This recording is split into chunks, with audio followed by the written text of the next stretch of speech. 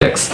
Ngayon pag-usapan natin itong memorial lots o memorial parks. Paano ba sinisimulan ng mga developer ang paggawa o pag-develop ng project na ito? Well, unang-una ganun din po sa kung paano nila de-develop ang mga housing projects o pag-develop ng mga land developments gaya ng Santa Lucia na usually mga lote lang.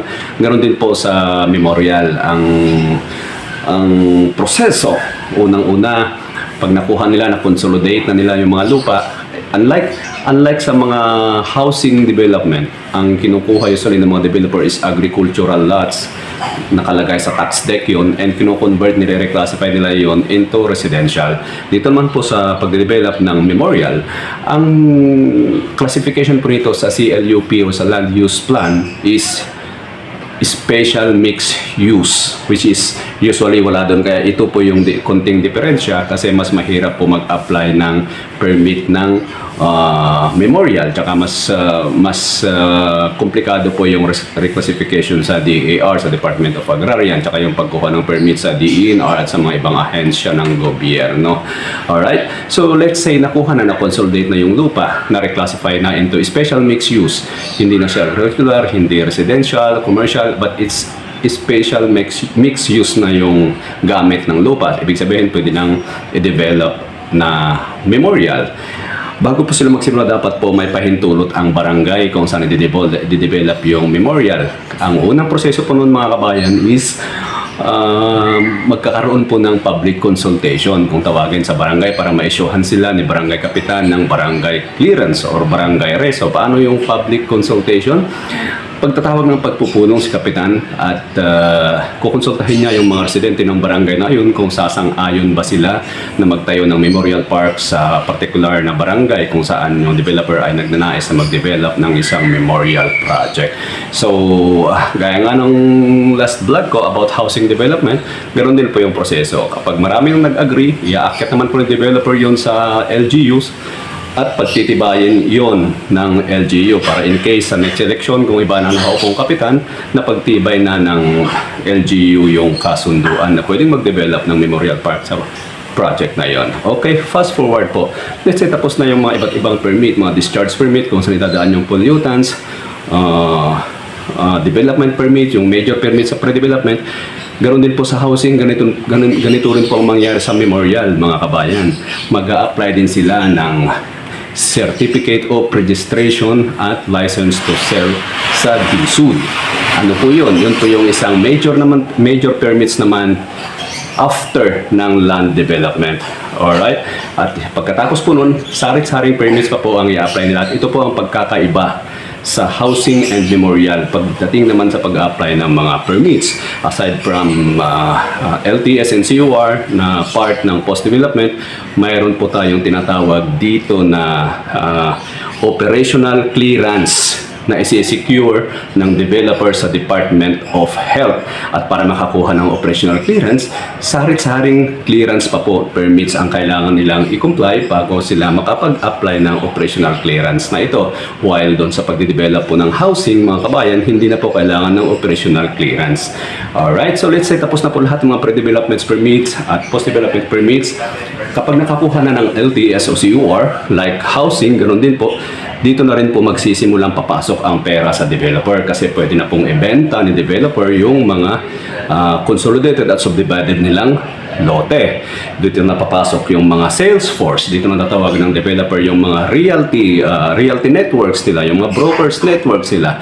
Ipaparating nila yung good news na kami mayroon ng CUR, mayroon ng LTS, pwede ninyo nang i-market.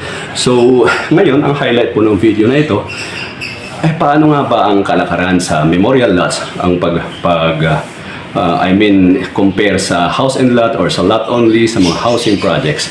Dito po mga kabayan, pagbibili ka ng loan lots kung tawagin regular, iba't iba po klase ng lote ang ino-offer ng memorial projects.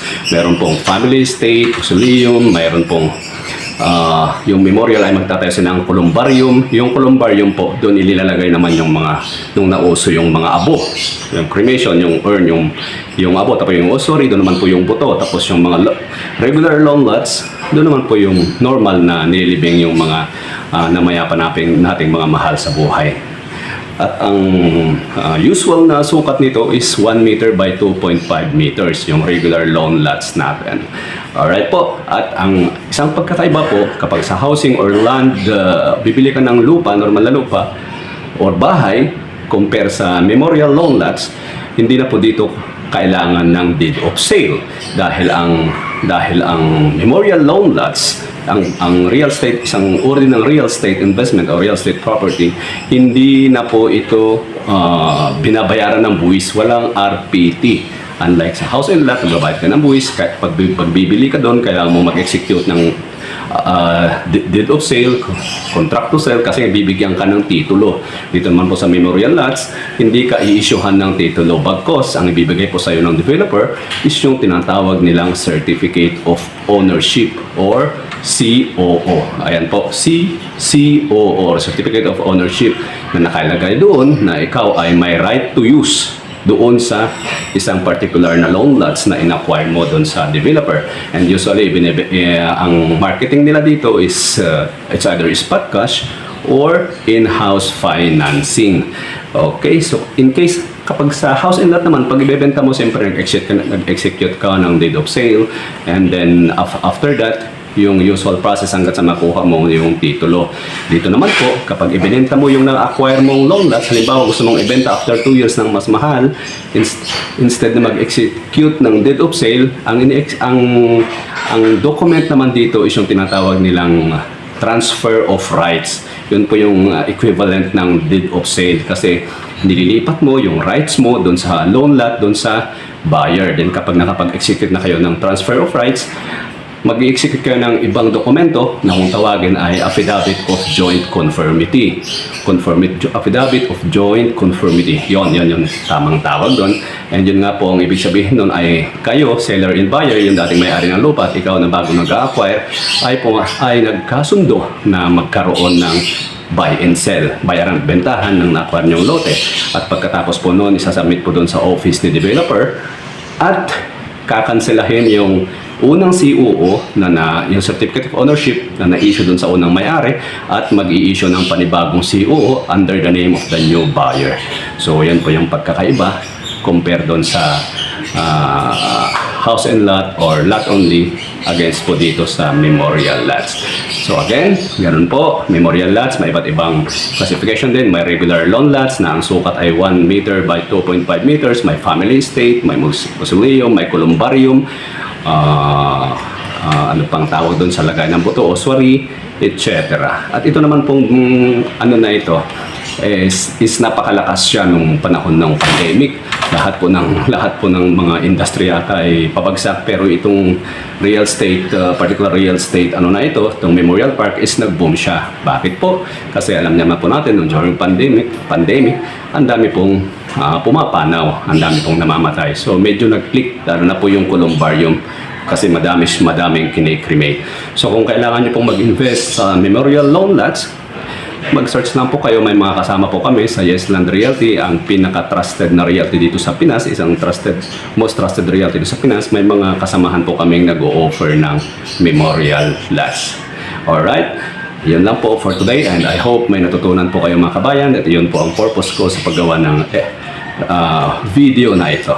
At kung gusto nyo pong mag-invest sa ibang uri ng real estate, gaya ng lupa at bahay, specifically po dito sa Calabar Zone, tawagan nyo lang po ako or Viber or WhatsApp 0939-641-0414. Ako po si Reggie Landicho Bulagay, rehistrado sa DSUD.